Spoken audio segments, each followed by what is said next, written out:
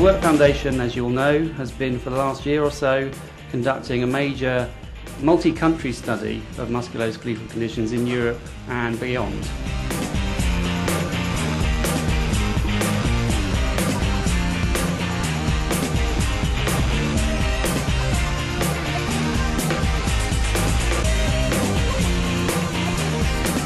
MSDs cause more days lost from work in the EU than any other health condition, including stress or mental health. Many workers with MSDs, as we've said, develop mental health problems too. Policy and practice in most countries have got serious weaknesses, and we've also found that early diagnosis and intervention can make a difference to labour market participation and yield an economic premium, particularly for certain groups of the population. We think that early return to work through transitional work adjustments and flexible hours and creative job design can minimise both job loss and maximise job retention. And employers, clinicians and policymakers must focus on capacity rather than incapacity. It's about promoting key messages, engaging people, trying to build up coordinated action across a complex array of stakeholders.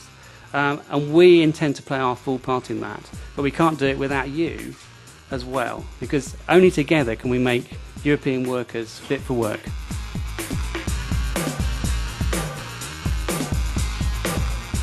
We're talking about making Europe fit for work. Could perhaps be called fit from work or fit as a result of work, because I take the essential message of the report to be about the reciprocal relationship between health and work.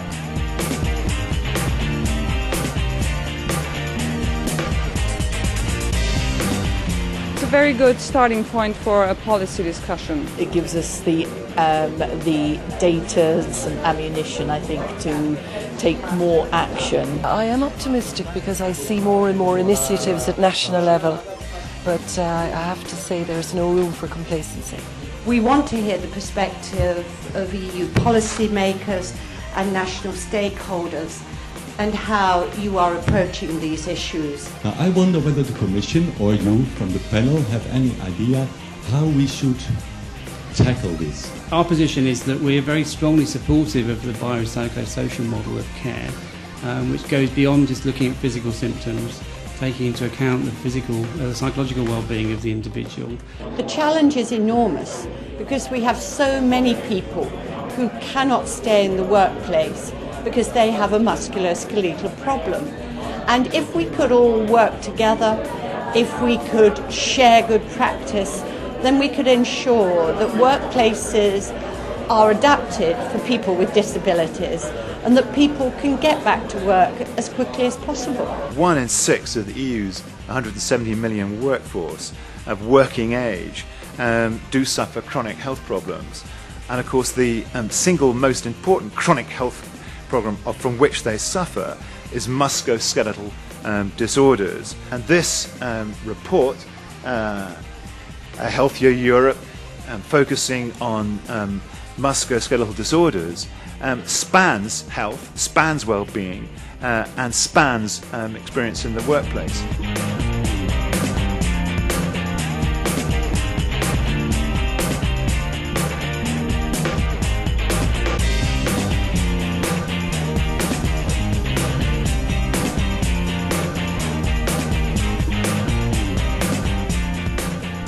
I think the Fit for Work programme of work has caught a bit of a wave.